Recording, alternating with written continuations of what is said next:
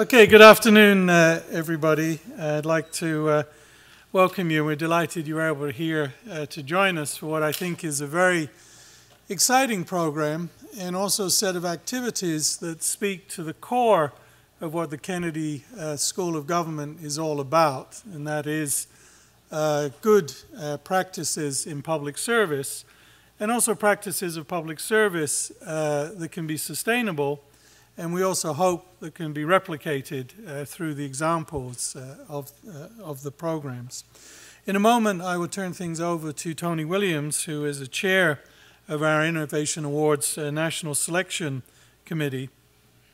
And as I said, this program hopes or seeks to celebrate the best of government by identifying, recognizing, and then trying to disseminate what we think are the most creative and effective government programs, of course, as well as honoring the public servants who are responsible for their programs and their tremendous contributions.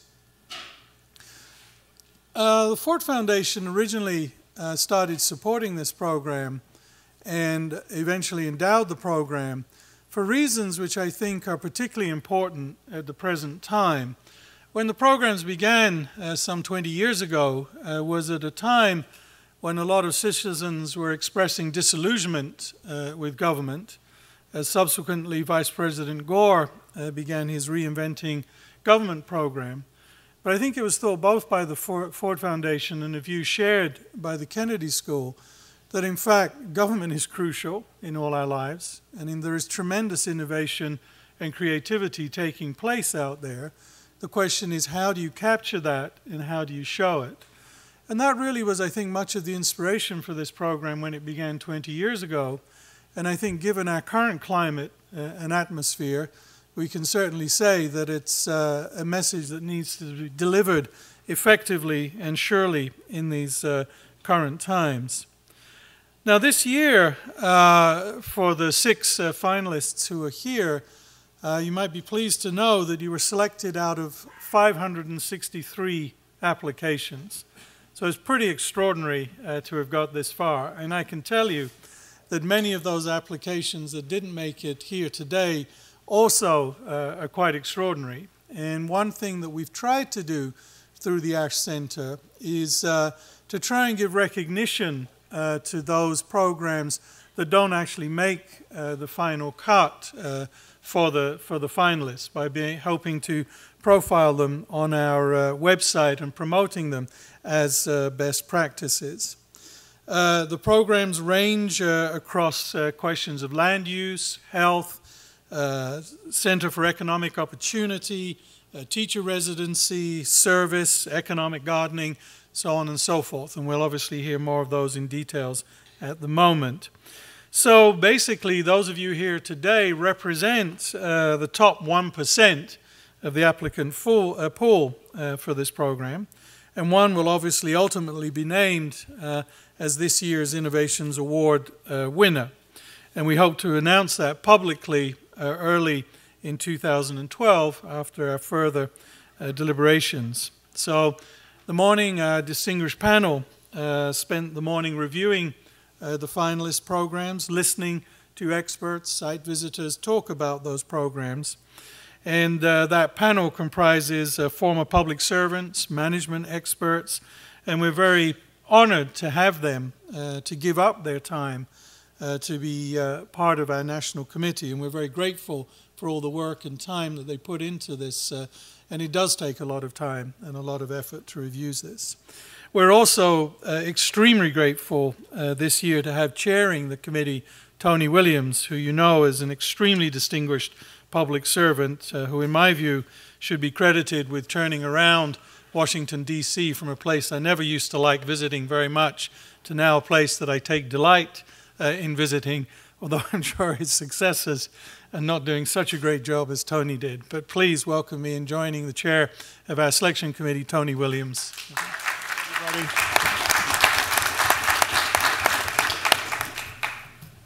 Thank you, Tony, and thank you all for being here at the Harvard Kennedy School for something that's very important to us, and that is the Innovations in Government Award. You know, the timing for this award, the importance of this award has never been greater. Government is facing unprecedented challenges. Certainly the no-brainer is upcoming, if it ever happens, a result of the budget negotiations and the impact that that's going to have on government across the line. The repercussions it's going to have on non-governmental organizations and on communities across our country. But if you look beyond the fiscal situation to education, to the environment, a whole range of issues, the needs are tremendous. And the need, on a fundamental way, in a very important way for government to think differently about its strategy, think differently about how it pursues those strategies, think differently about networking with supporters and partners has never been greater. So I'm honored to be able to stand in for David Gergen, who couldn't be with us today, to serve as the acting chair of the panel. And a great panel we have, and I'm going to start off by asking the panel to introduce themselves, and I want to start with former chair of the House Oversight Committee in the House, former Congressman Bill Klinger. Congressman?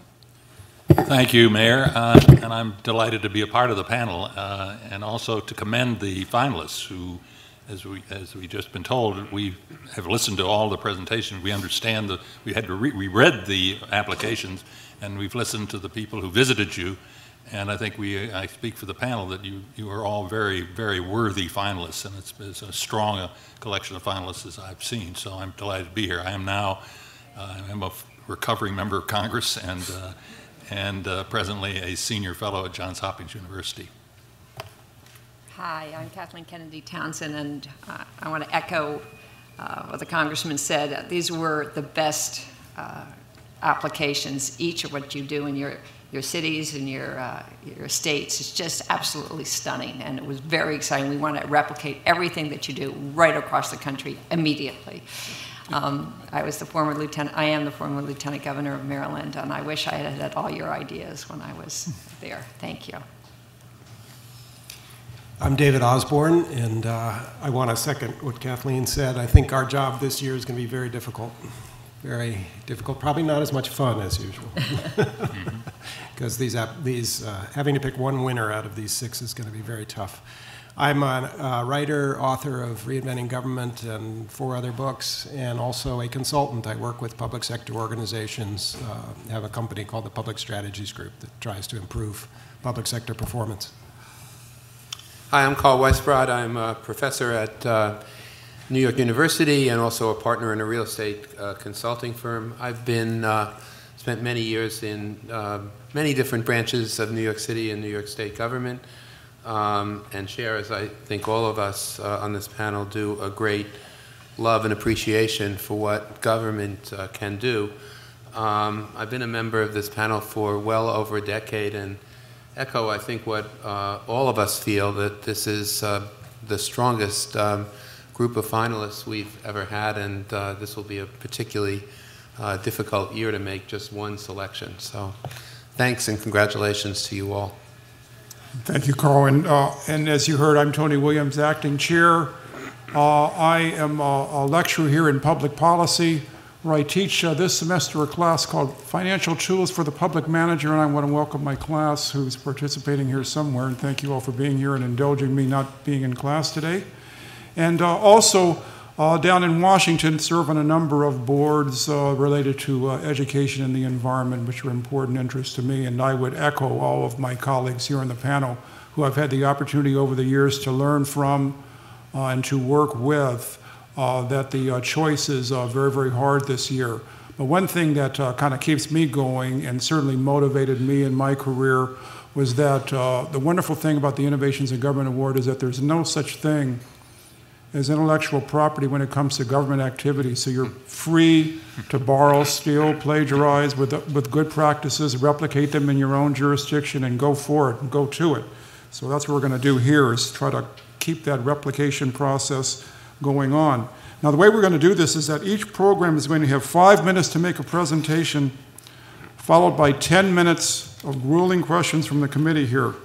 And our timekeeper today is Jesse Ledlin. And Jesse, stand up. Show him your signs. Okay. So we're going to be because we've got a strict schedule, we're not going to be rude, but we are going to cut you off if you go over time, regardless of your stature, you know, the importance of your presentation. You're going to receive a warning from Jesse in the front row when you have 2 minutes, when you have 1 minute, and when you have no time left. And so as a matter of fairness, we want to stick to these time limits. And there may be, obviously, a situation where we may be involved in a line of questioning. We may go over a little bit, but we want to be efficient. We want to keep to those times. I'm going to announce each program's name, the jurisdiction, the names of the 2 official presenters. We ask the presenters then to come to the podium, and then we'll have your 5-minute presentation. So with that, we're going to get started. And first up, I want to welcome to the podium to discuss Oregon's statewide land use program, Richard Whitman, who's Governor Kitsaber's Natural Resources Policy Director for the state, and we're very pleased to also have with us the Honorable Ted Gilagowski, who is the former governor of the state of Oregon. So if you both could step to the podium, and thank you for being with us today. Thank you, Mr. Chair, members of the panel. In 1973, Oregon, like many other states today and regions around this country, looking at their landscape, the trends for the future of Oregon's landscape at that time was not very good. Oregon's population was growing. Suburban sprawl was breaking out across many parts of the state, jeopardizing Oregon's fishery and timber industries. New freeways had been proposed through Portland's urban neighborhoods. When presented with these threats, a strong sense of place, which every Oregonian has, the legislature responded and created a statewide land use program that combined the bottom-up direction to communities and citizens to prepare and adopt comprehensive plans, along with a strong statement of matters of statewide concern, a set of statewide planning goals that set the frame for local solutions. Almost 40 years later, Oregon's land use program continues to provide a framework for citizens' involvement in our land use process, seeking to find local solutions to emerging challenges that together create a coordinated program that is bottom-up and statewide.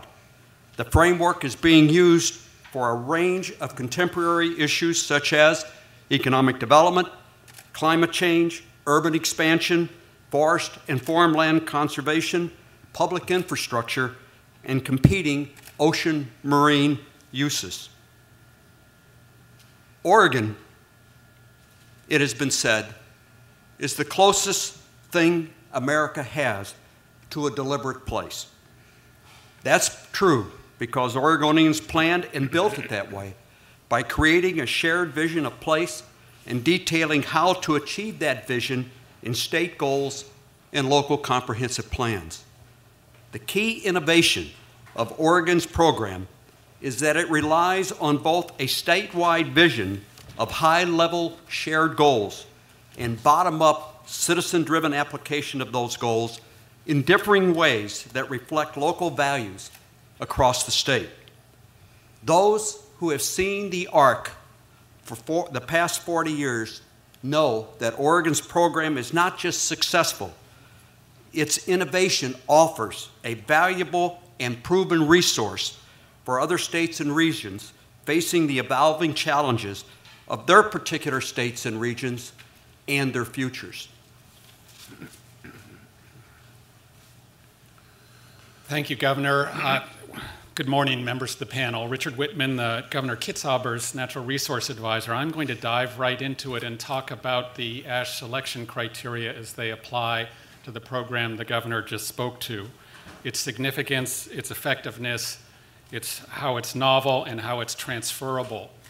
The key thing about the Oregon Land Use Program is this interplay between local aspirations and broad statewide shared vision of the future about how we arrange our communities. The program started in '73, so it's been around a long time. But as new problems arise in terms of how we arrange our built and natural environment, the program adapts and addresses those new and emerging problems in ways that reflect both that statewide vision and those local aspirations. That's really why it's significant. In terms of effectiveness, three things stand out. First of all, in terms of conserving agricultural land for food production in Oregon, the state has lost virtually no agricultural land to development over the last 30 years. In contrast, in the United States, between 1982 and 2007, more than 23 million acres of farmland were lost to development. Here on the East Coast, some of your states have lost between 13 and 25% of their agricultural land over the last 20 years. The Oregon program also is effective at conserving forest land. Oregon is the top producer of softwood timber in the United States, so this is an important part of the Oregon economy. Again, almost no land has been converted from forest use to other uses. And finally, in terms of sprawl, you've all heard about smart growth. Oregon is known as a leader in the smart growth program and has really been effective at making efficient use of the land base. And importantly, that also means efficiency in public infrastructure, and it means in terms of environmental effects of urban development that those are reduced. In terms of the novelty of the program, I want to focus on just three quick things. First of all, planning for our marine environment. Oregon is a leader in the nation in terms of marine spatial planning, figuring out how to deal with competing uses between fisheries, recreational uses, and alternative energy development in the territorial sea. Urban and rural reserves, saying what parts of our urban areas are going to grow over the next 50 years, and importantly, what parts are not going to grow, so agriculture and forestry can make those long-term investments. And finally, in terms of greenhouse gas reduction, working with the major metropolitan areas in the state, integrating in land use and transportation planning to reduce use of vehicles, vehicle mile traveled. Oregon is leading the country in terms of its success in reducing VMT. So those are some of the novelties. In terms of transferability, just very briefly, it's important to note that the key thing is that interplay, and that interplay can work at regional to local level as well as state to local level, and we have seen that replicated around the country. Thank you. Thank you, Richard. Questions? Yeah. Go ahead. The question is a sort of twofold question. One is, how much flexibility do individual counties or local governments have in terms of complying with the overall statewide plan? That's number one. But number two, what recourse do individual landowners have to contest decisions that are made? So in terms of flexibility, again, there are broad statewide goals, but those are adopted in local, county, and city comprehensive plans around the state. So there is latitude around the state to take somewhat different approaches in terms of how those goals in terms of resource protection are applied. That's an ongoing important dynamic in the program in terms of how much flexibility, and there's currently an effort to actually increase the amount of flexibility that's allowed in the program. In terms of recourse, Governor, do you want to talk about 37 and 49 for a second? Measure 37 and 49. One of the lessons that I think we've all learned over the last 40 years is that this friction between property rights and the common good is always underneath the surface. And what we have to do is to actually continue to do a public education with the citizens of why we do this. And we make the assumption that it's almost like genetic in Oregonians' system, that we just normally adopt this, but that's not true because we have a large influx of population. And it came to bear on us in about 2005 when they passed a measure 37, which actually cut back and on the regulatory side and allowed the development of sprawl in areas. If you had a piece of property before the law became effective in 1973, you could revert back to that land use restrictions at that time and apply them to your piece of property today. When I was the governor, we put through, with Richard as the chair of a commission that I developed in my office, to have a measure 49, which undid the 37, but actually gave the citizens options of how they could actually proceed if they had a vested right before 1973.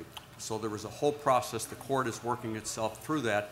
And there is a structure within the department's administrative process where there's a Land Use Board of Appeal, which actually hears cases from citizens from across the country, our communities that have a concern about the application of the law, and then that goes up to our appellate process through the Court of Appeals and the Supreme Court. Thank you. I was really impressed that you're the #1 state in the country in reducing greenhouse gases. I was wondering how that happened. So back in 1993, the state adopted one of those broad statewide goals of reducing vehicle miles traveled. And at the time, it was really aimed not at reducing greenhouse gases. It was aimed at assuring that all segments of our communities have access to transportation and accessibility in their communities, access to jobs, access to social services. And so it was focused on community design and making sure that our communities are not overly automobile dependent. And so that policy has been in place for a long time. And as a result, the state has pushed the major metropolitan areas to really think about how they arrange where people live and where they work. So it wasn't a focused goal, which to us, we thought that was very impressive, but the fact that you named it last in your presentation was interesting. Yeah. And the reason is because it wasn't really, it's a is byproduct of the program. It was a byproduct, an early byproduct of the program. Yeah. It is a goal in the state now, as in many other states, to reduce greenhouse gases, but it was an early byproduct. Yeah. That's right. The other piece that I could just for a second, we have actually tied the planning process to our Oregon Department of Transportation and actually make them work together and actually communicate together about highways, about where we're laying concrete, and trying to get people out of their automobiles. It is a statewide goal of the Climate Change Commission in Oregon to reduce vehicle miles traveled. And as you may know, we have a pilot program in Portland that is actually running right now, and it has run for a number of years, that actually has a system for vehicle miles traveled, so what you pay in the fees. What do you say to a critic who would say this really isn't replicable because A, Oregon is weird, and or, you know, and or B, it just took such a yeoman political level of risk-taking that no one else around the country is going to do this. How do you respond to that? So it's important not to fall into the trap of thinking of Oregon's land use program in, I think, the sense that most people traditionally think about it, the conservation of farm and forest land. The more important element is this interplay, and that interplay is working itself out in addressing new problems like the marine spatial planning, where we're working with local communities, fishermen, and cities on the coast, as well as alternative energy developers to work within a broad state framework to make that industry grow. So that particular effort is seen as one of the leading programs in the nation, is being looked at by other states, is also being looked at by the federal government as it develops a national ocean policy as a model for how to approach those issues. So it's replicable. I wouldn't necessarily expect you're going to see a lot of states adopt the whole statewide land use program, but you have 16 states or regions around the country that have urban growth boundaries that came from Oregon, and similarly there are other elements of the program that have been adopted elsewhere. Thanks. Other questions? Yes, it seems to me that the greatest potential for conflict is not between property owners and the state plan, but between local government and the state plan. And is there a dispute resolution mechanism to resolve those issues, and how does local zoning and the statewide plan interact? Let me just go back to '73. There was a lag period before the 19 statewide goals were finally adopted. At that particular time, the local governments were actually charged under the legislation to develop a comprehensive plan that looked at their local community and the needs they had, like commercial property, industrial, residential, all of these different classifications. I would be less than candid if I didn't tell you that there was a great deal of conflict with local governments originally in developing the comprehensive plan. It was not easy to do, particularly when the goals came out, and the goals actually set the framework where they were looking at their comprehensive plans. But over time, we have worked with them. We have programs that both provide technical assistance from the state side and from the department, and we give them grants to actually give them capacity, to actually get the expert staff they need and the resources they need to pay for that staff. So there was initially, I think that there is general agreement in the state that the law works. The agriculture, forestry issues, particularly in our rural counties, are very, very strong. But I think most of the confusion or the conflict right today is the change between these measures I talked, which were on the ballot through the initiative process, 37 and 49. Just one quick addition to that. So as director of the program, my closest partners are the cities and counties. They're the boots on the ground that implement the program. And if we don't have a good relationship with them, the program isn't going to work. So both for me personally, for the agency I work for, that is sort of job number one, is building that relationship with local government. Half of the agency staff is out in the field, not in the state capitol, working on a day-to-day basis with local government. So that relationship is just critical. Other questions? Thank you very much. Thank you very much. I'm very impressed with what you've done.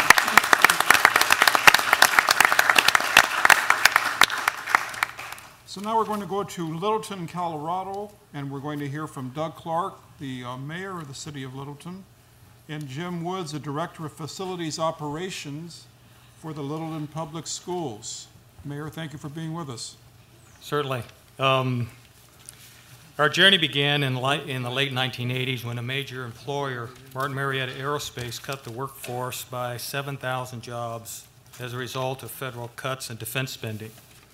About the same time, another national company, Marathon Oil, moved its research laboratory to Houston, taking 450 high-paying jobs with it. This, of course, wasn't the first time that Littleton had experienced a cycle. My wife, who grew up in Littleton, tells stories about when she was younger and Martin would go through layoffs that all her friends would leave town because their fathers had gotten laid off, and she would drive down the roads with her family and see all the vacant homes. But in the 1980s, the city had participated in a state-administered recruiting program that was not producing promising results. The City Council asked the city staff to find a new direction for economic development, and that new direction from the council was the start of economic gardening. Over the past 25 years, the program has evolved based on the following core principles. Number one, trying to recruit companies to relocate from another part of the country with tax incentives is a zero-sum game, and the odds against long-term success are enormous. Number two, private entrepreneurs are the engines of sustainable economic growth. Number three, local government can develop the tools and skills to assist entrepreneurs. And number four, focusing on local companies creates a strong sense of fairness and equity in the community. The program that we have in place today is the result of a lot of experimentation, and we expect that it will continue to change into the future. The generic idea of assisting small businesses as economic development is of course not new. There are numerous federal, state, and local programs that provide such services. The three key innovative components in which distinguishes the Littleton Economic Gardening Program are the decision by the City Council to reject recruiting and place its confidence in local business, the depth and sophistication of the analytical tools we have developed to assist local businesses, and the strategic focus on stage 2 emerging growth companies while continuing to serve any business that requests services. We think there are also at least 3 relevant measures of effectiveness for the economic gardening program. Over a 20-year period, comparative data show that our job growth has consistently outperformed national, Colorado, and Denver metro area job growth. In 2005, a Small Business Administration report found that job growth in Littleton was twice that of the Denver metro area, 3 times that of the state of Colorado, and 6.5 times that of the U.S.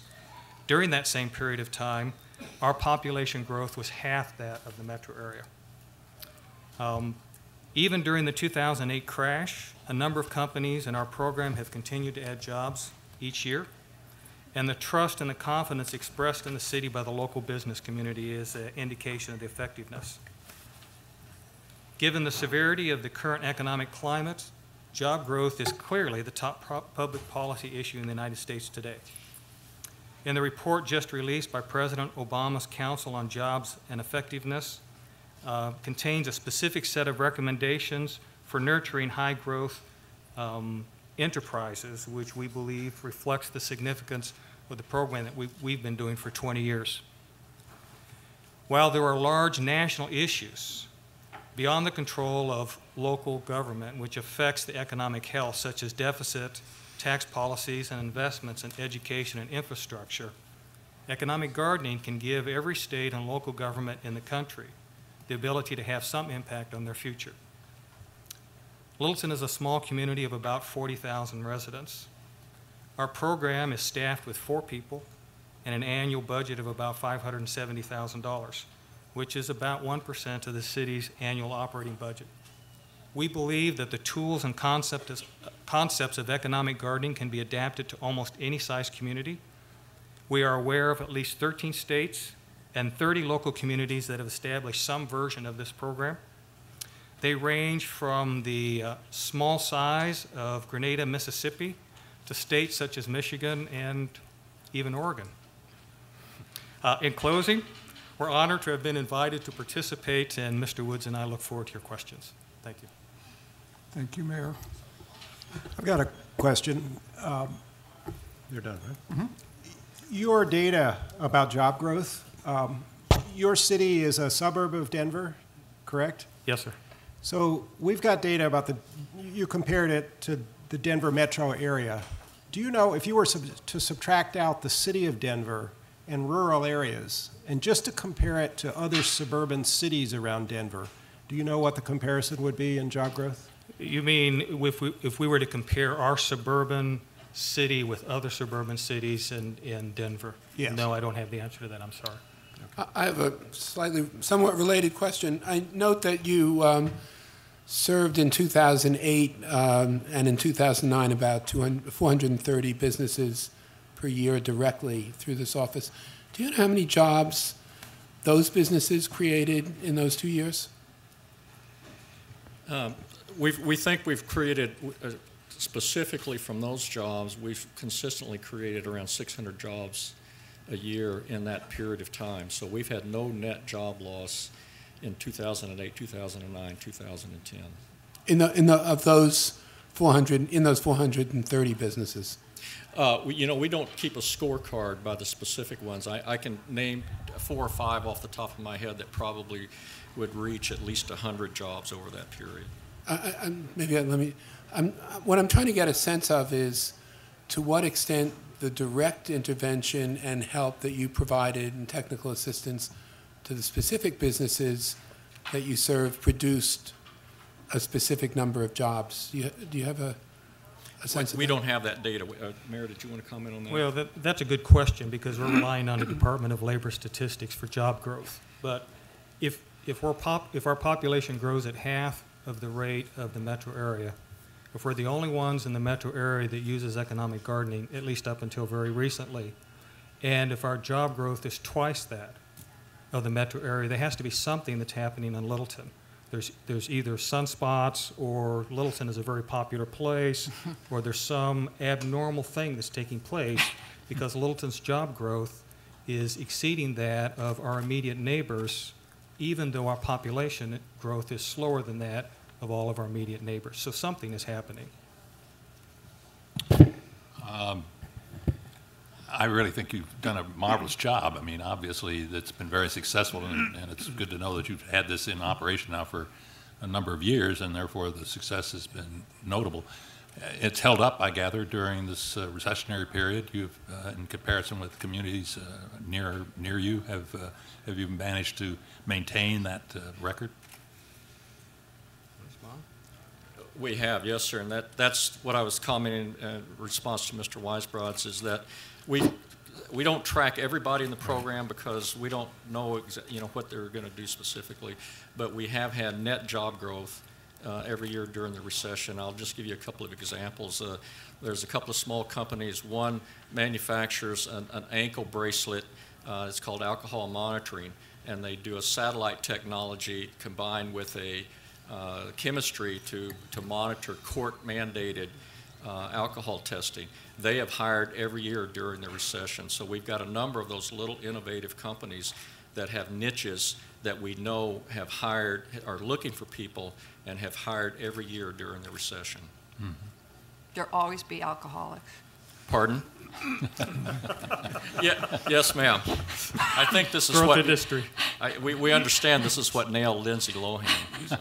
I had one quick follow-up on this, and that is that you only have 4 people in this department. You're dealing with over 400 companies, as I understand it.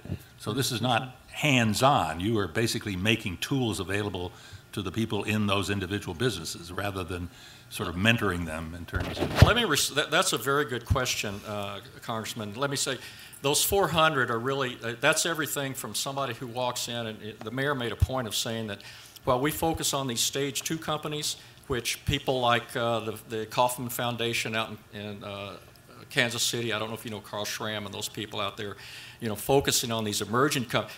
We're a small community, so anybody who wants to walk in and even open up a cookie store on Main Street is going to get some assistance from us. I mean, that's just the reality of local politics. But what the deeper consulting, the tools like the search engine optimization, the deep research that we've done for some companies really kind of gets customized to maybe a smaller percentage, maybe 100 or 40 or 50 of those. So, be it I have to report to the mayor, we have to serve everybody, everybody that comes in, and that's in that 400. But the real crux of the program, the very deep consulting, is really targeted at these entrepreneurial stage 2 really companies. Show promise. Yes, sir. Other questions? Can you give us an example? So, say, with the company that manufactures the bracelet to detect alcohol use, what kind of aid, what kind of assistance, what kind of consulting did you provide? Let me just give you a couple of our case studies. In this instance, this particular company, they monitor, their customers are corrections courts all across the country. So we subscribe to 14 commercial databases and have a full-time researcher, so we can go in and get the name and address of almost every correctional facility, every court in the country, and help them with their national marketing. I'll give you another example. We have a small company called ADAES. They've developed a technique for removing mercury from coal emissions. This is a big, big deal in coal, and so our team put together, we did a huge amount of research on what the EPA was doing, what was going. In fact, we're trying to help them break into the Chinese market. So this customized consulting that I talked about for these stage 2 companies, we get very deep into their business model. They learn to trust us, and then we help them with search engine optimization. You can have a very great website, but if you know the algorithms to get you on Google, if you don't have the right keywords, if you get buried on page 30 on a Google search instead of page 2, you're toast. So we do an iterative number of consulting with these small companies, and they're these little niche companies that are really innovating. Other questions? Are Martin Marietta and Marathon still active in Littleton? Martin Marietta is now Lockheed Martin, and they still have a facility out there. Marathon sold their site and returned completely back to Houston, 5, 6 years ago? Well, it was very inspiring what you've done. Yeah. Really, really Thank you. terrific. Thank you. Thank you. Appreciate it.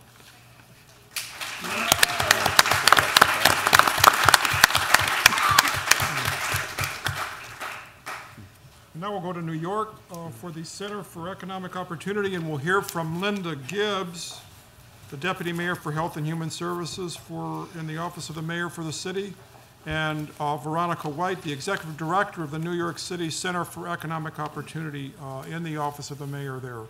Linda, welcome. Thank you. Good afternoon. Great Deputy Mayor. Thank you.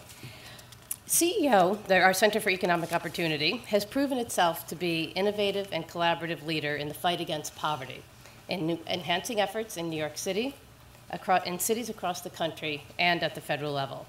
Its origins lie in Mayor Bloomberg's 2006 Poverty Commission. This was co-chaired by Jeff Canada and Dick Parsons, which convened city officials, nonprofit leaders, others in the business sector, all together around the table to identify promising new anti-poverty strategies. And over the course of several months, the Commission succeeded in bringing a lot of new ideas and energy to the task of reducing urban poverty. But more importantly, for our talk today, it wasn't just about creating new ideas. Mayor Bloomberg wanted to create accountability and results in the execution of those ideas. And so he established the CEO, and he put this new office in the mayor's office. The center staff has since collaborated with agencies partners to launch more than 50 new programs and to measure their impact. In addition to that work, we took on the enormous task of becoming the first locality in the country to create an alternative to the flawed federal poverty measure. So back on our pilot implementation. The pilots focus anti-poverty initiatives around building assets, training workers, providing education and employment, and we particularly focus on high-risk youth. All the CEO programs are funded by a public-private innovation fund, a mix of private philanthropic dollars and public dollars. And they are all evaluated to measure their effectiveness. We then use the results of those evaluations to decide whether or not to continue the programs. We share the lessons that we learn through regular impact reports that we share among all of our participating agencies with internal and external evaluation teams, and we post them on our website for broad dissemination. So as much knowledge sharing as we can around these lessons. Our ability to have a big impact lies in the rigorous way it is that the CEO has structured this work. It acts first as an implementation team, and then as an accountability mechanism. It has the authority to create cross-agency initiatives, getting organizations out of their silos and together at the table, to mandate results in exchange for funding, and to terminate funds when the programs don't perform. The innovative programs, evaluation agenda, and poverty research efforts have been a catalyst in the fight against poverty, and CEO is now a key driving force behind several new city and federal initiatives, and Veronica is going to explain those to you. Thank you, Linda. Over the past 5 years, CEO has brought new focus to New York City's anti-poverty work. We've launched promising programs to help more than 100,000 residents, convene stakeholders to share lessons learned, and use the Innovation Fund to direct resources towards programs that work, efforts that are particularly important given the current state of our economy. And since we last presented here, we've made great strides, using evidence to demonstrate our success, scaling up programs, and attracting new investment. One example of this success is our CUNY ASAP program. This program has doubled the number of students graduating from community colleges. CUNY ASAP is expanding services at all 6 of our New York City community colleges and has inspired the model for the city's newest community college, which will open next year. Other governments are learning from CEO's experience in adapting programs for their own cities. CEO has been able to support this work through our learning networks, including the Cities for Financial Empowerment. Co-chaired by our own Office of Financial Empowerment, the first office of its kind in the city, in the country, other cities are establishing their own offices and modeling some of their programs on our own asset development initiatives. The federal government has just expressed support in several ways also. In particular, just last week, the Census Bureau released a supplemental poverty measure, an alternative measure of poverty informed by CEO's experience developing a new measure for New York City. Rebecca Blank, the Deputy Secretary at the Department of Commerce, which oversees census, credited CEO for leading the way. Perhaps the most important development of the last year is our work to replicate programs in New York and in cities across the country. Inspired in part by CEO, the Obama administration created the Social Innovation Fund and selected intermediary organizations to expand promising and effective programs.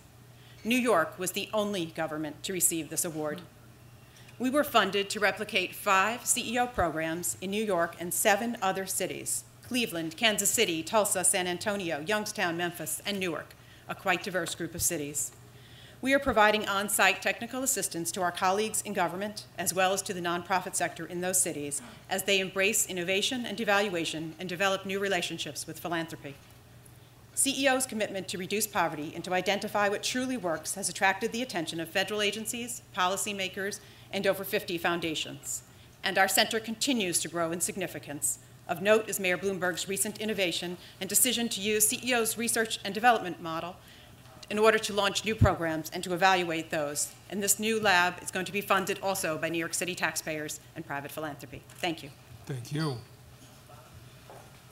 Questions? I'll go.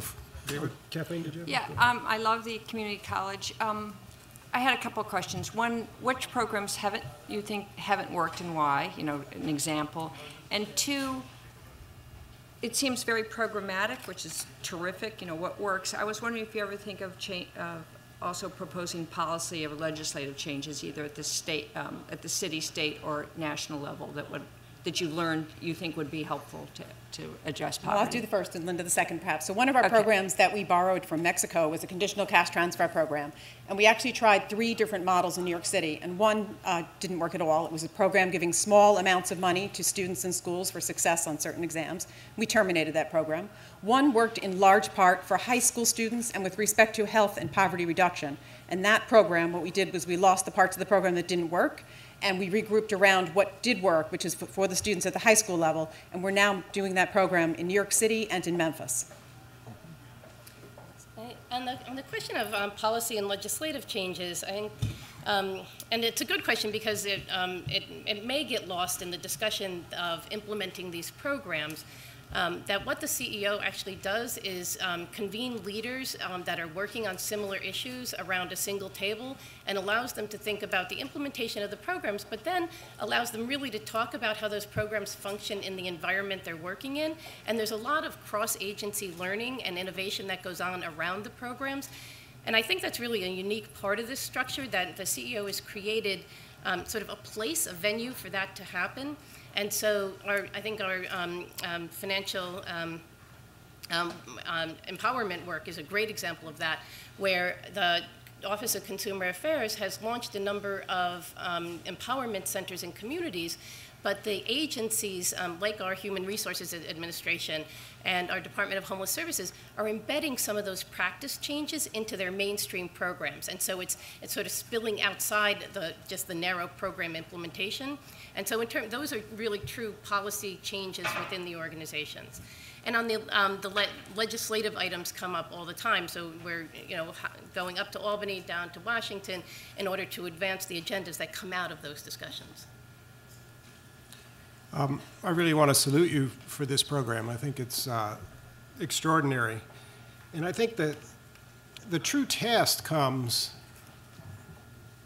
when you take what you've learned from the pilot programs that you're using $150 million a year to fund, and then use those learnings to change the billions of dollars that New York spends in its budget every year through its departments.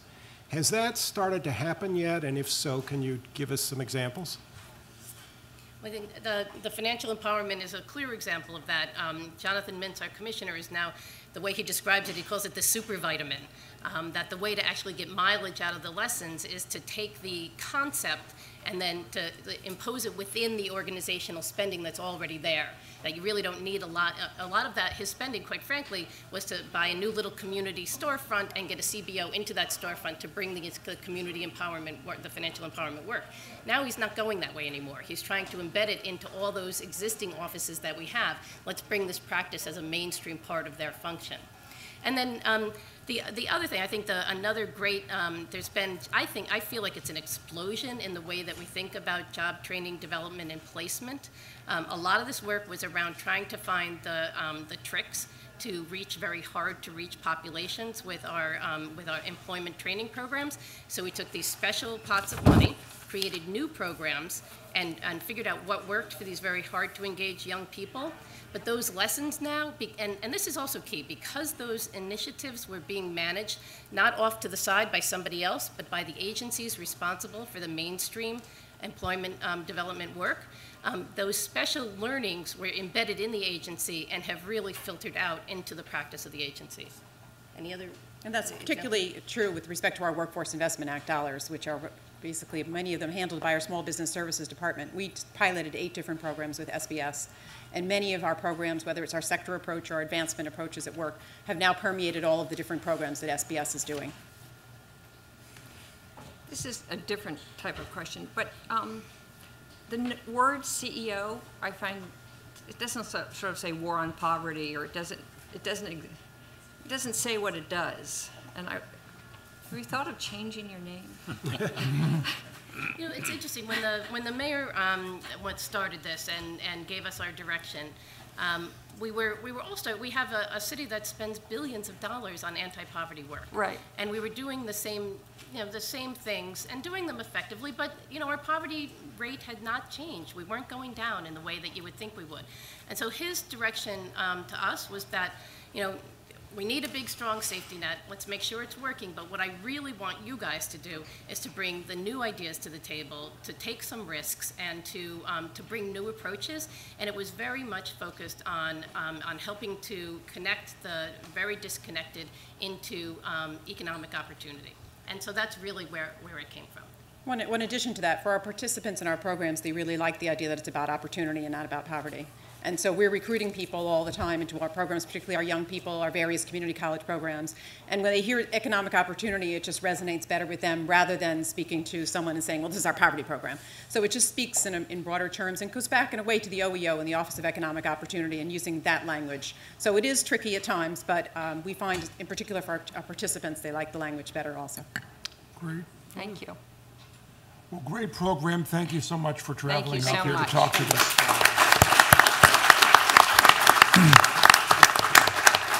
And now we're going to take a break until 1:10 to allow classes to switch. And so we'll be back here promptly at 1:10, everyone, to begin our final 3 presentations. But great so far, and thank you all for being with us. We'll be back at 1:10. Thanks.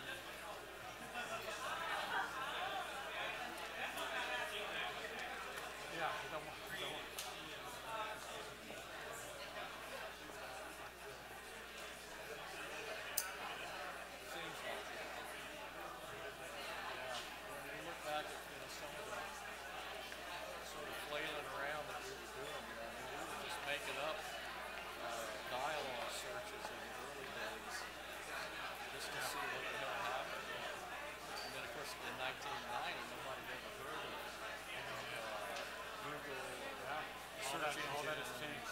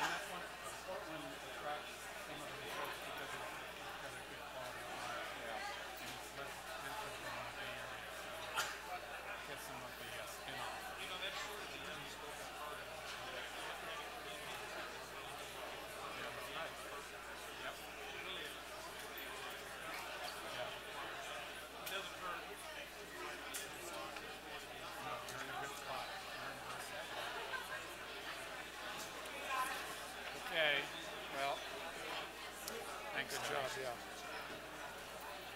It's really hard, man. It's yeah, all and these the programs right? are very different also. They're all so, different and they're all great, you know. It's kind of like close your eyes and throw a dart. No, I'm just kidding. It's interesting to get to hear some of the details. Yeah. They're all innovative. Do you know if Armando Carbonell, the person who came out and did the site visit for us, is around? I'm looking for him. Well, he was around earlier today because he made a presentation to us. Yeah. All right. Thanks.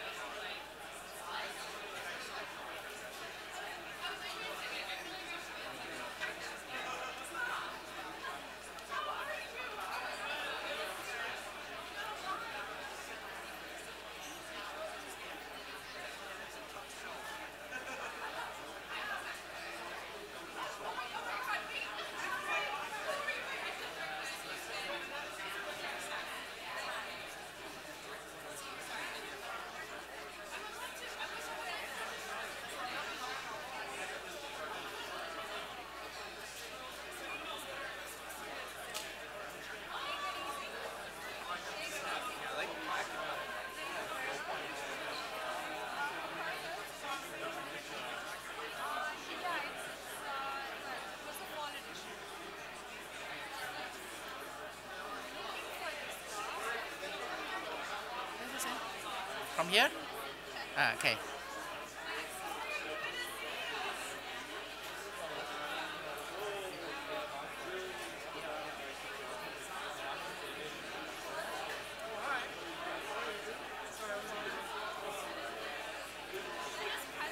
Hey, just press that will do, yeah.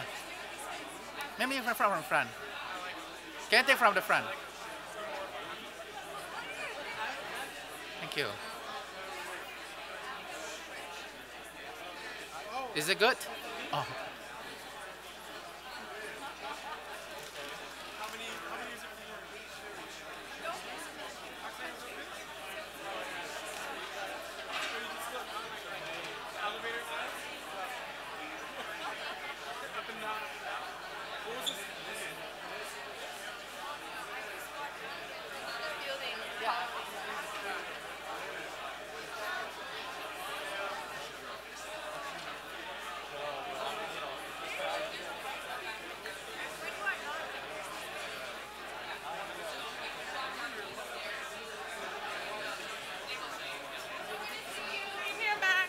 Email me.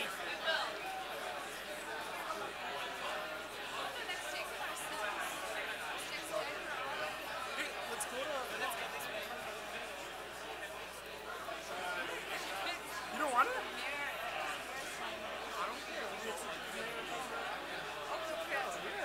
We're students here. We got more right than they do. We're the ones paying. Okay. Yeah, I just sent you an email. Let's go and just like, do you mind taking a picture of Salman and I? Sorry, yeah, of course. Hi. I'm Ali? Salman. Salman. Ali is from Iran? Yeah, we met actually. We Yes. met outside. Yes.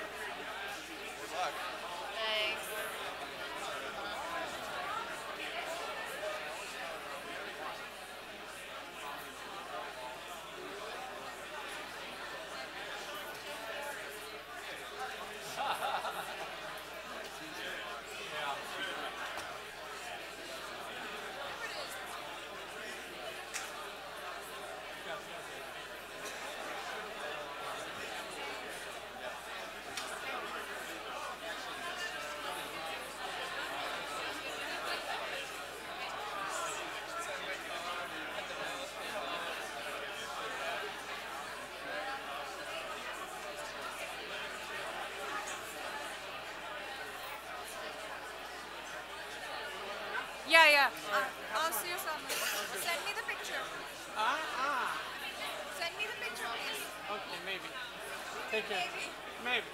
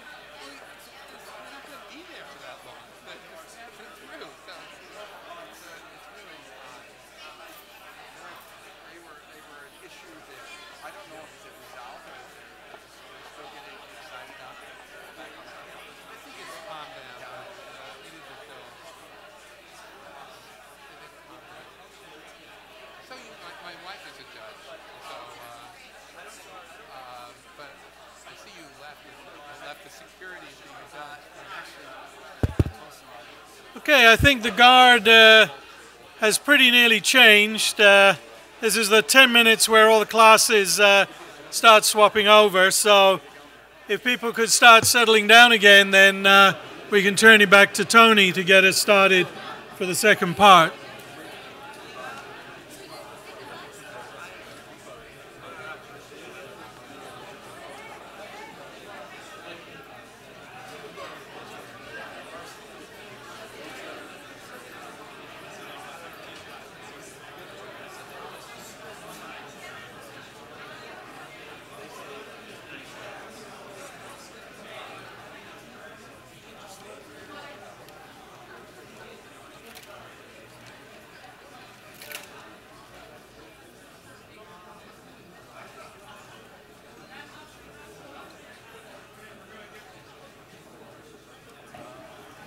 Can everybody hear me? Okay.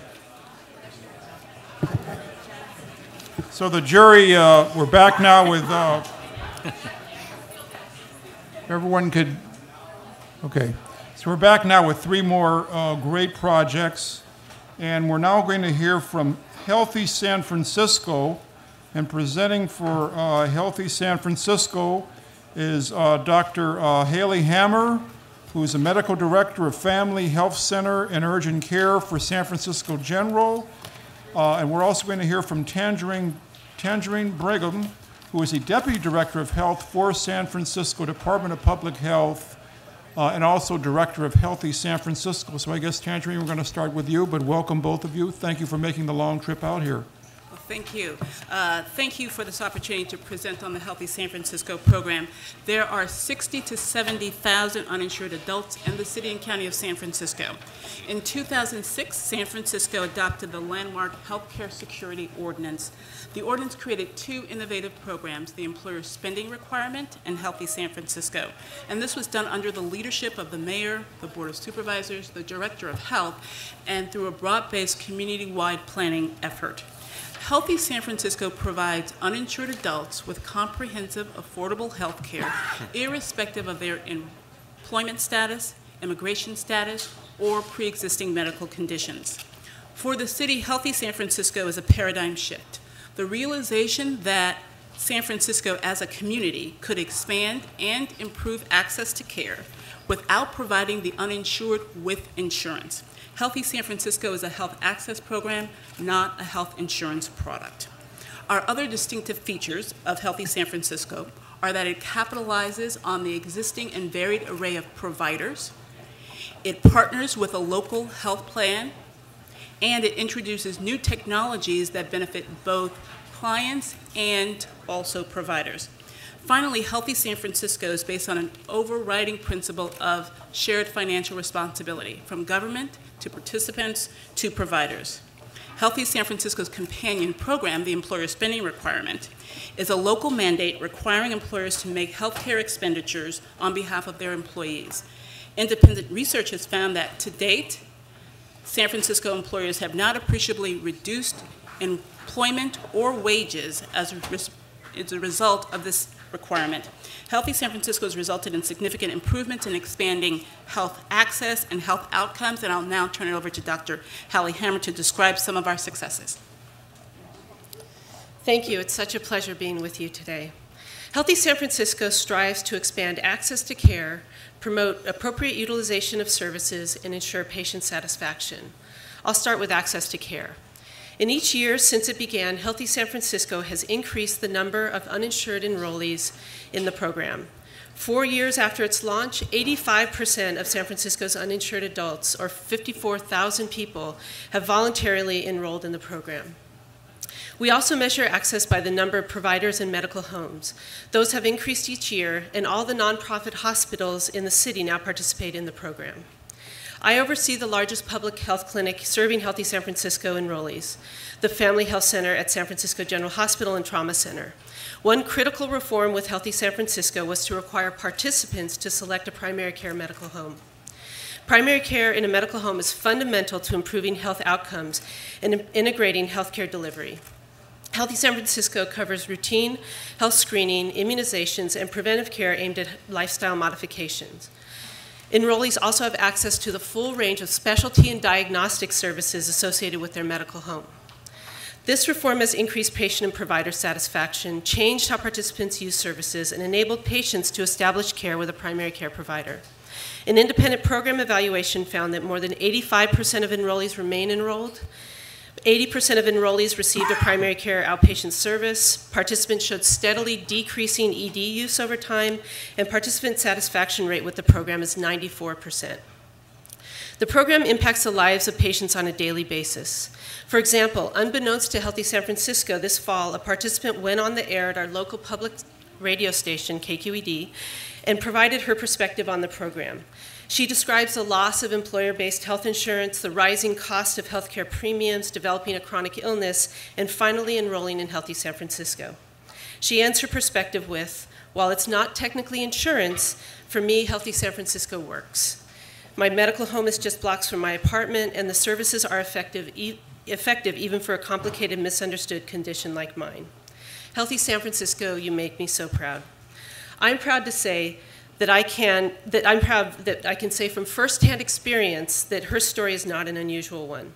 Healthy San Francisco is a model that works, and Ms. Brigham will describe how it can and has been transferred to other communities.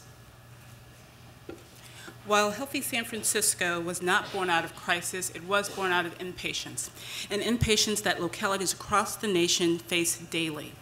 A rising number of uninsured, diminishing financial resources, and insufficient data to determine if the local investment is having its intended results. Healthy San Francisco represents improved patient experience, improved quality of care, and more cost-effective care. The model is not bound by San Francisco's 49 square miles.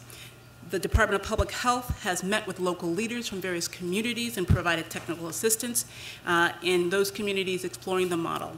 Aspects of the Healthy San Francisco model have been replicated. Howard County, Maryland has a Healthy Howard access plan that is structured similarly to Healthy San Francisco. Replication does not require a local ordinance. It requires political will, public-private partnership, and a willingness to examine delivery systems and medical strategies and financial strategies and opportunities. We are happy to answer any questions you might have. Questions? Yeah, Carl. Yes. I have two quick questions. First, let me just say I congratulate you on this program. It's very innovative, and particularly thrilled to see how many people you cover who would not be covered even under expanded national health care. First, have you detected any shift among employers from insurance or from health savings accounts to ESRs or any other shifts among how employers pay for their employees' health insurance? And second, related question, I know that you've had a significant impact on emergency room visits, and I'm wondering if you've done any cost-benefit analysis on savings to the healthcare system as a result. With respect to the first question, the employer spending requirement on an annual basis, there's a report that's done by our Office of Labor Standards and Enforcement. In general, the shift between insurance, Healthy San Francisco as an offering, and the health savings requirement, there has been steady participation with respect to Healthy San Francisco. The shift has really been between insurance and the health savings option. The health savings option has increased as a percentage of employers selecting that, where there has been a decrease in the number of employers offering health insurance. However, health insurance remains the majority option for most employers. Over 80% of employers offer insurance in order to meet the mandate.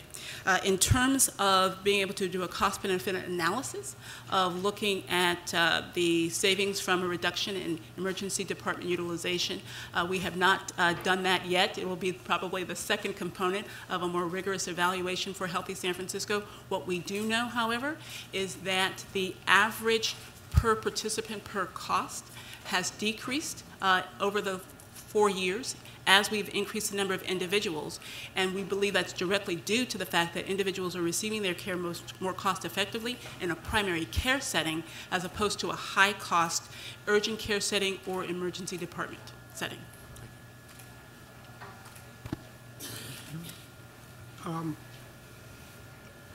The ESR, the fee that businesses have to pay, I know that, was it the restaurant business that sued originally? That's correct. Has there been any other pushback? Have businesses left San Francisco? Has there been any negative fallout because of that? There was a separate evaluation done by researchers from Dartmouth, UC Berkeley, and University of Massachusetts at Amherst, looking at this very issue. What they have found, at least to date, is that there has not been an appreciable reduction in employment and or wages as a result of the employer spending requirement. I think it's important to recognize that San Francisco does have a minimum wage. It is actually the highest in California, and therefore for those employers that are employing minimum wage employees, there isn't an option to make a reduction in their wages as a result of this. So we have not seen any reduction in employment as with respect to it. How do you think that speaking as a mayor who really pushed on the demand side, but as the governor knows, Kathleen knows, didn't really do enough, much as I tried on the supply side, with the DC whole thing with the hospital and everything. I got to tell you, I really applaud what you all have done here. But how do you think this wears with time passing and the implementation, whether we like it or not, of the Affordable Health Care Act? I think that San Francisco's effort is still important, irrespective of the outcome of the Affordable Care Act, which will now be heard before the Supreme Court. And that's because there are so many individuals who will remain uninsured, even with full implementation of the Affordable Care Act. Those individuals are cared for by local providers, public providers, nonprofit providers, for-profit providers. Those individuals are not going anywhere. And it will be the responsibility of those local entities to try to determine how to effectively provide care to them, particularly with diminishing resources, because the resources that are currently being cared for or being used to care for the uninsured, many of them might be diverted to actually expand health insurance at the statewide level. And we think that's important, but we think with diminished resources, it's really important for localities to look at creative, cost-effective ways to serve a continued and potentially growing population of uninsured. And not to put words in your mouth, you still have the need for primary care, preventative care. And maybe I missed this. You can put words in my mouth, yes. Exactly, yeah, maybe I missed this in materials, but can you give me some example? I mean, do you have data that show really the improvement because you're now, improvement in outcomes because you are now focusing not just on supply, but better supply, if you will? Families have medical homes, they're not waiting until they're ready to die to see a doctor, that kind of thing. As Tangerine mentioned, we still have to do a more rigorous analysis of the clinical outcomes because, the problem with comparing the clinical data before Healthy San Francisco and now is that we didn't even know really who all of our uninsured patients were throughout the city. So that's going to take some time to figure that out. Yeah. But we've certainly seen that the clinical outcomes that we do track, not just ED use, but hospitalizations, chronic illness indicators like diabetes care, as well as preventive health measures like immunizations, are improving. We have quality improvement programs throughout that extend to all the medical homes in the network, and it's been really exciting to see those improve as patients are much more located, much more associating their medical home as their place of care, not an urgent care center and emergency department. Okay. Other questions? Has the payment provisions been pretty much accepted by now? I know you had the Restaurant Association suit and so forth, but how about the rest of the community? Is there a general agreement that this is a fair system? I think that, well, let me just first say that restaurants were the only group of employers that publicized the increased cost of the employer spending requirement. And the response overwhelmingly from patrons was, I'm fine paying another $1.50 or $2 if I know that it's actually going towards health benefits for my employees. So what we have found is certainly in the beginning, I think there's change, there's throwing your hands up in the air, there's even a place as liberal as San Francisco, what are you talking about?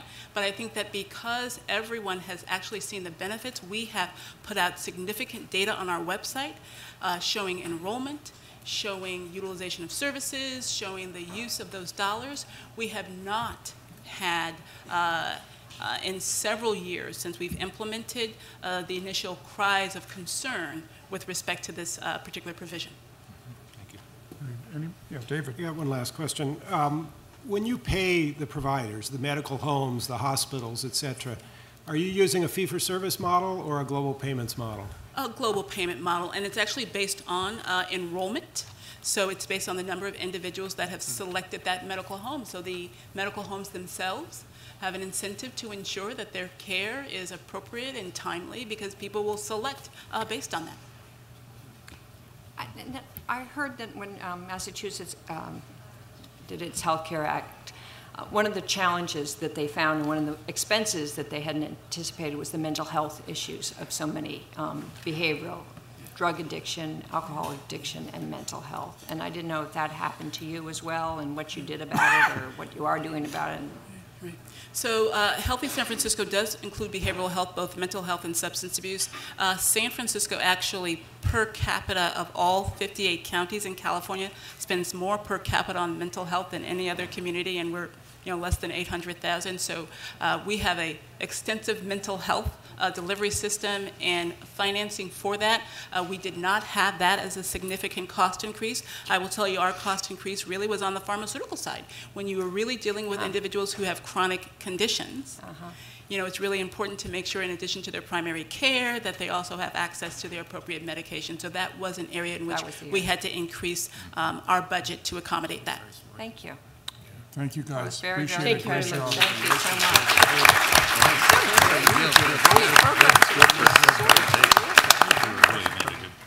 So now we're going to hear about Boston teacher residency, and with us we have Leslie Ryan Miller, who is the Director of Teacher Development and Advancement in the Office of Professional Development in the Boston Public Schools, as well as Jesse Solomon, who's the Executive Director of the residency program. So welcome, both of you.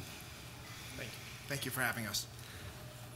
I just wanted to start with a few words about where this work comes from and place it in a context. And the first is to say that I think as a nation, we're attempting to do something unprecedented for our country, which is actually to educate all kids to high levels. And that challenge, if taken seriously, requires a different delivery system. The second is that our vision is that Boston be the first city to fulfill what is one of our basic democratic promises, that every child and every family should have a right to a good seat in a good school. Children and families shouldn't have to get lucky, they shouldn't have to win a lottery, they should be able to walk down the street to a good seat in a good school. And our work is based on the clear and compelling research that says that the quality of a child's teacher is the single largest, at least external to that child, factor in the child's educational attainment. So BPS, the Boston Public Schools, started Boston Teacher Residency 9 years ago in an attempt basically to break up what was a broken pipeline, a broken human capital pipeline of entry of teachers into the city. We weren't getting the teachers we needed, they weren't staying, they weren't coming with the skills and commitment that was required to actually educate all kids to high levels. And our model's basically set up to train teachers basically the way doctors are trained in a residency model. Our participants, called teacher residents, spend a full year in a Boston public school in basically what is clinical training, learning to do the work by doing the work at the elbow of skilled, experienced mentor teachers. They then commit to teach for at least 3 more years in the Boston Public Schools, so they're committing to at least 4 years up front. Since our inception, we've trained just over 400 teachers for the Boston Public Schools. 80% of those teachers are still teaching in the Boston Public Schools, now in our 9th year. When we started, Boston had about a 50% retention rate overall for teachers in 3 years. We've been able to fill a number of high needs areas. Over half of our teachers are teachers of color. A third of them are teaching in special education or ESL. Over half of the secondary teachers are in math and science. When we survey them, 97% of principals say they would hire another BTR graduate. And we are in the midst of undertaking a pretty serious study to try to ascertain the effectiveness, especially as related to student achievement of these teachers. At the same time, I think residencies have become a national model. We've created a national entity to help other cities start similar residency programs. And over the last few years, about 15 new programs have started, and we've shared our learnings and our materials, et cetera. The Department of Education created a federal grant program called the Teacher Quality Partnership Grant Program that was used to start more residency programs, and we contributed the language describing the residency programs. And we've served as a model for the National Accrediting Agency for Colleges of Teacher Education to move toward a more of a clinical basis. So we've both tried to stay serious about our work in Boston and help other cities do similar work. So I want to turn over to Leslie for a few minutes to talk about the district perspective and the work the district is doing, and then we'll answer questions. Whoa. Whoa. That was exciting. That was for you. Thank you. So recently, take your coffee cups off the ledges, please. Thank you. I mean, seriously. Yeah. So recently, our superintendent, Dr. Carol Johnson, created a new Office of Teacher and Leadership Effectiveness. and as we expand the work to ensure effective teachers across the Boston Public Schools. Our goal is to have effective teachers in every classroom, educating children every day. Learning and collaborating with BTR, the Office of Teacher and Leadership Effectiveness, is providing supports for teachers across the district, including a nationally recognized new teacher development program, enhanced professional development offerings such as job-embedded professional development via cross-site visits for teachers to visit the classrooms of exemplary teachers, and teacher leadership opportunities. All of this work is driven by a new performance evaluation that's being implemented in the Boston Public Schools. And with this work, we're implementing a new rubric around effective teaching. One of the critical lessons we've learned from BTR is that we need to be crystal clear about what we expect every teacher to know as they enter the Boston Public Schools, and we need to align our resources to support that work. A huge strength and connection to the Boston Teacher Residency is to define what we think are the core competencies in making an effective teacher. As we define these competencies, the Boston Teacher Residency is able to prepare these teachers using this criteria. They make sure that teachers are aware of these competencies and very versed in them. They provide coursework around the competencies, and most importantly, job-embedded professional development alongside the hands of an experienced exemplary teacher. So when teachers enter our classrooms, they know what Boston Public Schools expects of them, and they know what the work entails. There is no more important factor in a child's education than that of an effective teacher. In partnership with BTR, we are preparing teachers, supporting teachers throughout their career, and developing structures to share best practices. We're proud to have BTR as a partner, and we fully support their work as we improve educational outcomes for all children in the city of Boston. Thank you. Thank you. Questions? Yeah, just a couple of questions. When do you anticipate that you will complete I understand you've started an evaluation of how the program is impacting student achievement, and I'm wondering what is your anticipation of when you will be able to get some results from that? That's the first part of my question. The second one, in the retention issue, retaining about 80% of the BTR trained, and it was much lower for the non-BTR trained. Has that improved? Has the non-BTR improved as a result of the impetus that the BTR teachers have given to the program? Has there been an improvement in retention? Yeah. Yeah. Well, so I won't rain on you.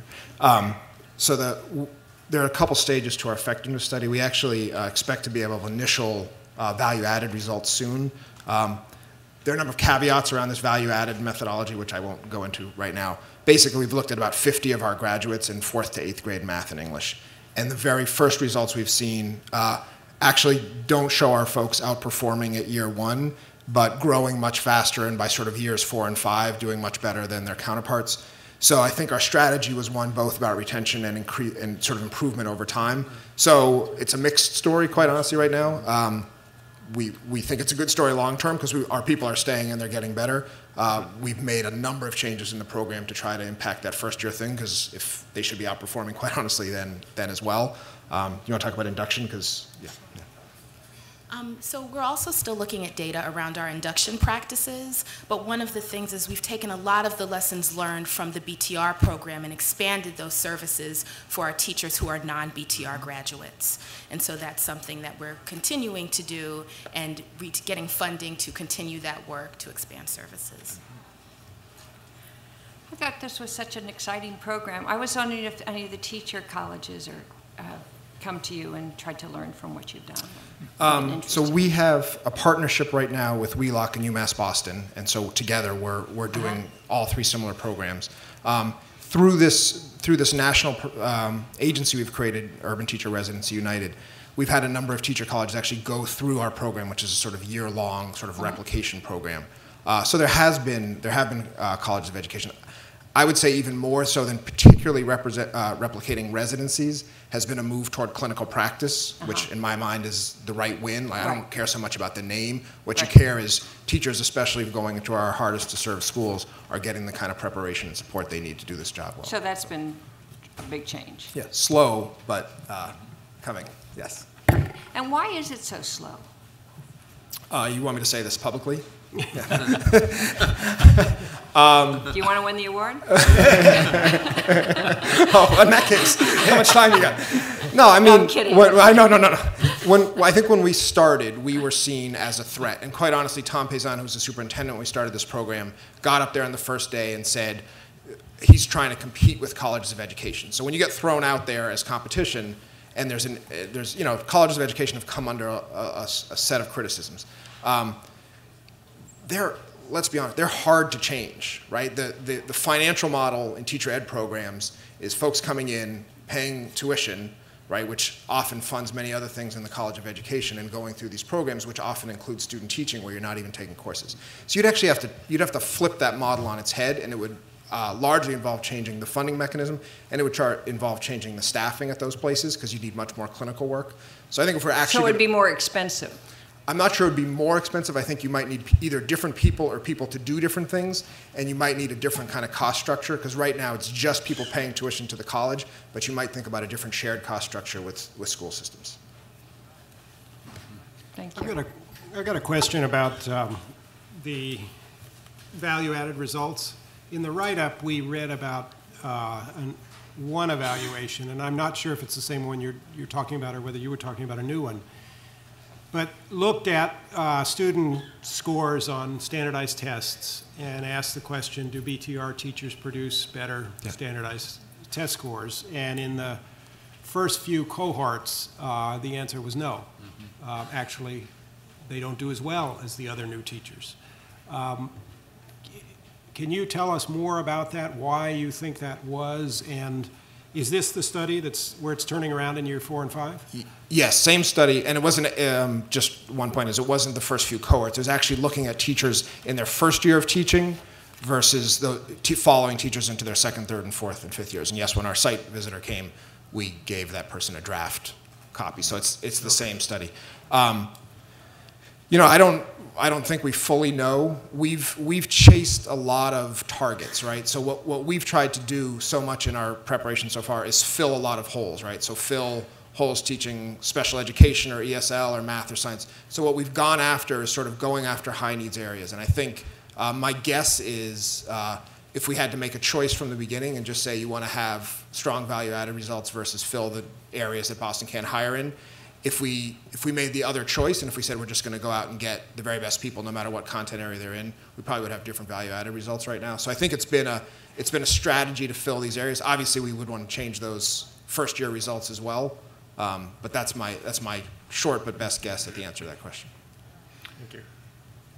Why have applications, do you think, leveled off? And are you finding that the quality of the teachers you're recruiting or the residents you're recruiting has stayed stable, has gone up, has gone down? I think quality's gotten a little better. We've gotten sharper about recruiting, and I think we've gotten sharper about admissions. In addition to applications leveling off, the number of teachers Boston has hired has actually dipped. So we were on this sort of trajectory to get up to preparing about 120 teachers a year, which would have been about 30% of Boston teachers. We got to 80, and then we've sort of stayed constant at 75, mostly because Boston cut its hiring in half. So on a sort of proportional perspective, we're preparing about a third of the teachers right now. So I think probably it's commensurate with that. It's trying to think about sort of how many slots we have in the program is my best guess. Other questions? If not, thank you all very much. Thank you. Very, very impressive.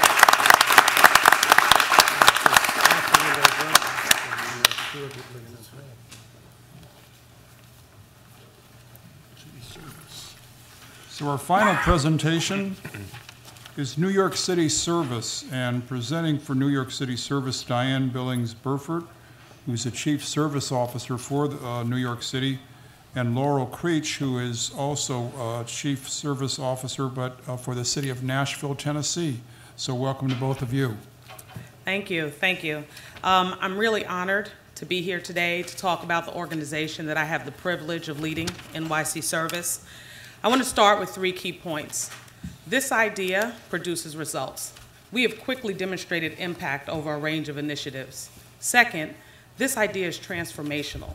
we are enabling local governments to meet needs, even during pressing times, by engaging citizens more effectively. And third, this is a contagious idea. We have already been implemented in over 24 U.S. cities and even in London. Our Chief Service Officer from Nashville, Laurel, is here, and she will talk a bit about that in a moment. But I'd like to go back to my first point. This idea produces results. Traditional community volunteer programs measure the number of hours and the number of people engaged in service, with little focus on outcomes. And we think that's what distinguishes NYC service. We have introduced the concept and the practice of impact volunteering. Impact volunteering identifies a pressing challenge, sets clear goals, and then measures to gauge our progress. To highlight that, I'd like to give an example, our Cool Rules program. Mayor Bloomberg made a commitment that we would reduce New York City's carbon footprint by 30%. Citizens can help in that endeavor by coating rooftops white because it reduces energy consumption. We set the target of coating 1 million square feet of rooftop white a season. To date, we have coated over 2 million square feet of rooftop white per season. In fact, volunteers have coated more than 2 million square feet of rooftop white over the past couple of years. What that has meant is that we have helped to reduce our carbon footprint by approximately 500 metric tons. We have applied this approach in all of our impact areas. To improve our citywide survival rate, we have trained over 100,000 New Yorkers in volunteer and bystander CPR. To combat preventative diseases, we have volunteer fitness instructors providing fitness classes to over 8,000 New Yorkers weekly. And our volunteer tax preparers have returned more than $8.1 million to low-income residents. Secondly, as I said earlier, this idea is transformational. NYC Service is beginning to change the way that New York City government views its citizens. Instead of treating them only as service users and clients, we are beginning to engage them as resources and assets in community problem solving. Consider the approach that we have taken with one of Mayor Bloomberg's highest third-term priorities, reducing chronic truancy. We were brought in at the earliest stages of planning and asked the question, how can citizens participate in helping us to overcome this challenge? Applying the impact volunteering model, we helped to develop the Success Mentors program, in which trained mentors are partnered with a docket of chronically absent students. And they work together to improve attendance and improve educational achievement. This citizen service component is crucial, and it has helped us to drive towards quick results in our last school year. NYC Service has challenged bureaucrats, who we don't think that's a bad term, those are our peers, to think differently. But the effects are not only evident in New York City. To my third point, this idea is contagious. Laurel? Thank you, Diane. The NYC Service model is transferable, as it provides a flexible framework that adapts to local needs and political priorities. Using the process that NYC Service pioneered, my city, Nashville, Tennessee, also launched our own service plan called Impact Nashville.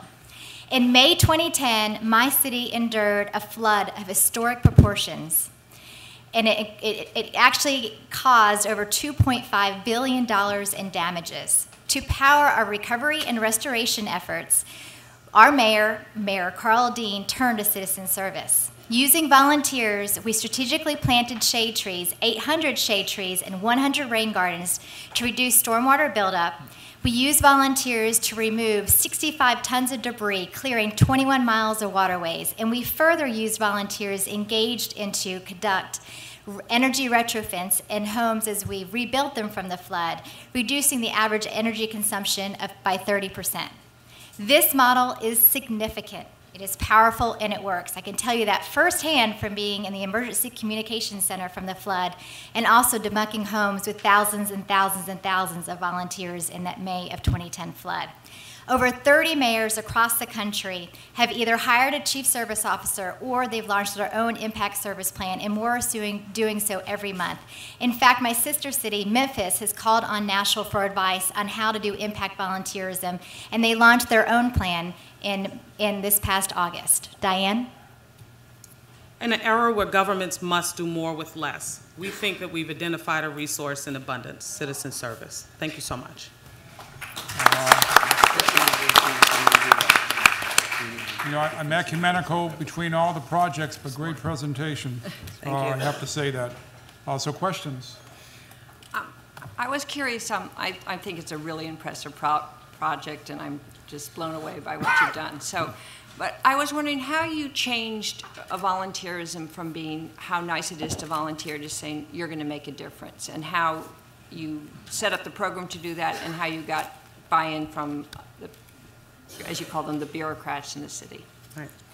And bureaucrats in a nice way. My friends are watching, because they really are my peers. So I think that we have, the whole point of NYC Service, the thing, quite honestly, that attracted me about this position when I heard about the plan was, I think we do those things by showing real impact. When we started, we were concerned, could this work in New York where everybody seems busy? And one thing that I have learned is New Yorkers will give you their time and they will give you your talent to use. They will not give it to you to waste. And so I think that we have managed to do that because we make sure that our initiatives are able to have and to show some type of impact. I think the same goes for my peers, the other agency heads. The hesitance towards engaging volunteers has been that typically they have not been used in a way that really says this is a worthwhile investment for my agency because I can see where it's going to move my agency's goals forward.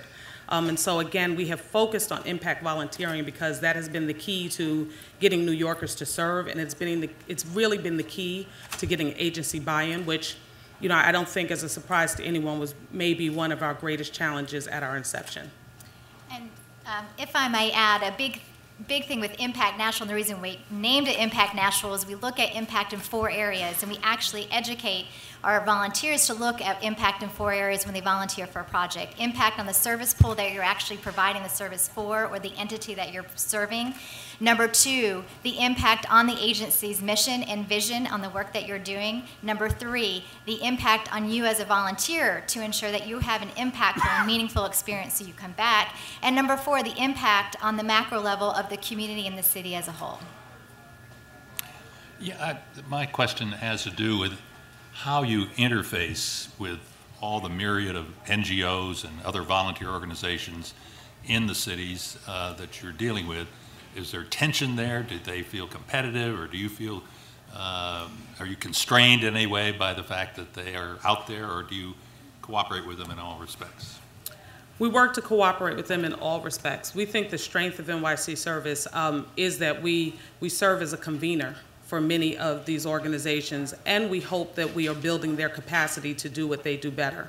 I think our success mentors that I mentioned earlier is a great example. When the mayor said he wanted to reduce chronic truancy, there's a great organization I happen to have worked for before, City Year. And City Year had begun to say, we're going to use volunteerism to improve schools.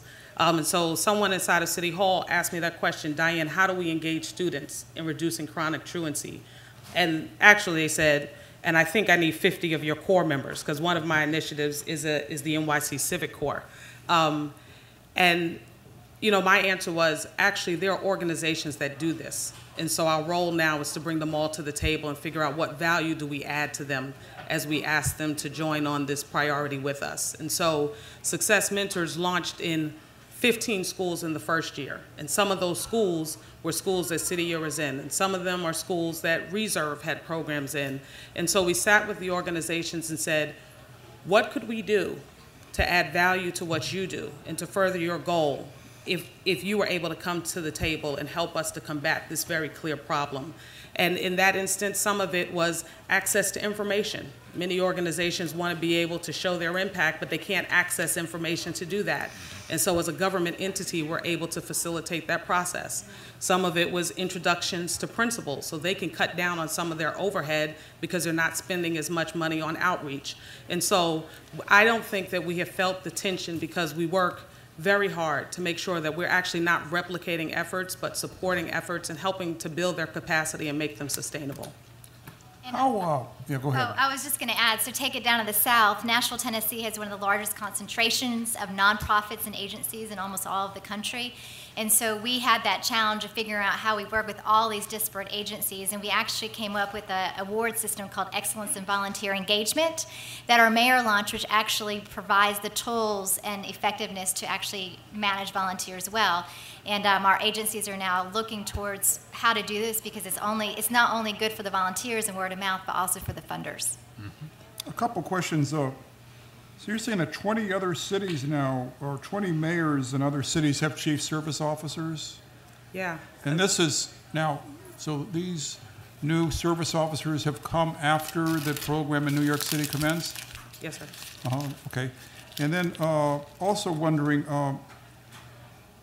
I understand from the materials that this service component is part of the resource planning for agency directors in the city, right?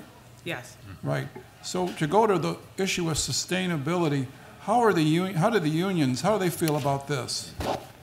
Not that that should be dispositive, but it's important. And it's real. So we actually deal with those issues on an initiative by initiative basis.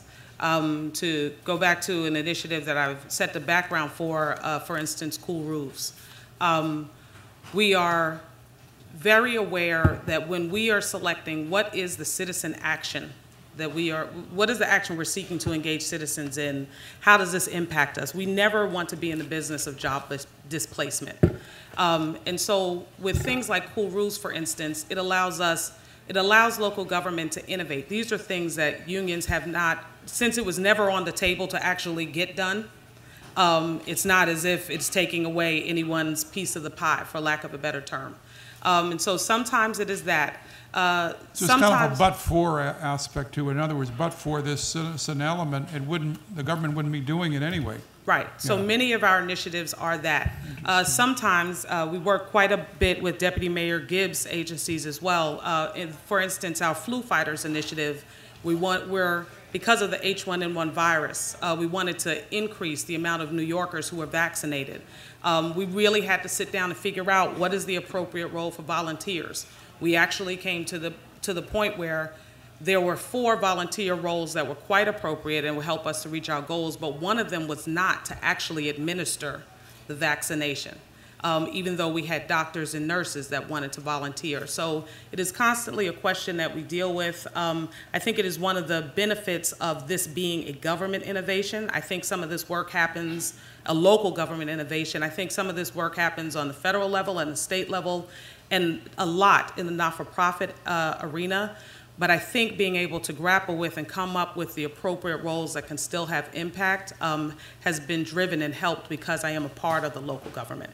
You find that in New York City and the other cities across the country that you're able to navigate the necessary church-state line network that's working well? We haven't had a problem with that. Yeah. Okay. Great. I'm curious what your public profile is like. Does the average New Yorker know what New York City service is? So depends on how we define average. We've engaged about over the past 2.5 years, we've engaged 2 million different New Yorkers in our more than 25 initiatives. That's a big number. But in a city of 8 million, or are we billion? What are we, Linda? It's probably not average. So I think our range is growing and growing and growing. I tell people I think 1/3 of my job is being a cheerleader, so I can get to the point where someone can ask that question and I can just say yes. We've hit an average. But I think in a space like New York where our market is saturated with a lot of messages, we have not hit the on average point yet. Do you market the program? In our inception, in our launch, we spent money in marketing. I spend a lot less money in marketing now, and we've increased our kind of social media presence. We probably could spend some more money on marketing. A nice award would help towards that. Thank you. Thank you. That's going to have to do it. I want to thank all of our presenters. Give them a big hand.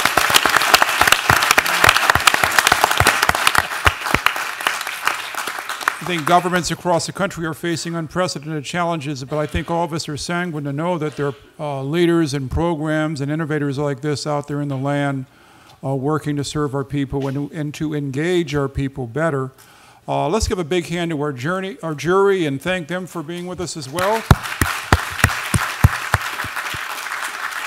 I want to personally thank the members of my class, Financial Tools, for being with us. Give them a big hand. Thank them. Thank you all. We're going to go now and talk about all the different programs. We're going to be announcing the winners early in 2012. That's going to wrap it up for now, but thank you all for being with us and being part of the program. Thank you.